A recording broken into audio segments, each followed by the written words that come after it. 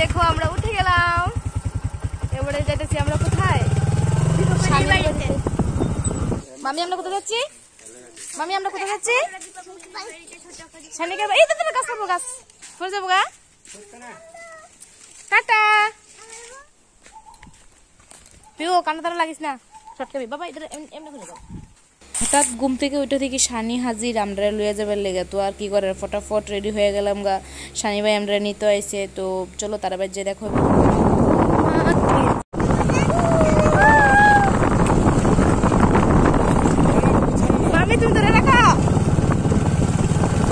তারপরে দেখো আমরা আইসি দীপাতারা বাড়িতে, আর এখানে দীপাতারা বাড়িতে এসে পিউ স্নান টান করছে আর শানিকাও স্নান করছে। তো এরা দুজন একটা খেলা করতেছে, আর মামাম গেছে বাথরুমে। এই দেখো তার খেলনা সব নিয়ে বইছে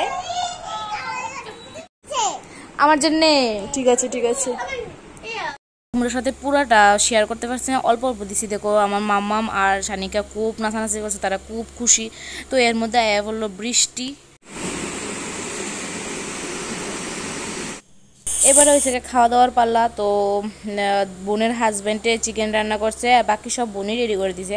তো এবার হচ্ছে আমরা খাওয়ার পাল্লা। তো চলো এবার আমরা মোদামো খাই আসি, ঘুমামো, আর সকালবেলা আমরা জামুগা। তো তোমার সাথে পুরোটা শেয়ার করবো, তোমরা দেখতে থাকো, সঙ্গে থাকো। আমার ব্লগে কই দে।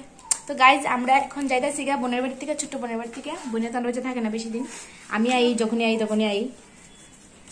তো আমরা এবারে জামুগা, বাইরে হয়ে গেছে দেখো। দাদা চাইছে নি, গেটটা খুললে দেখাইছে নি।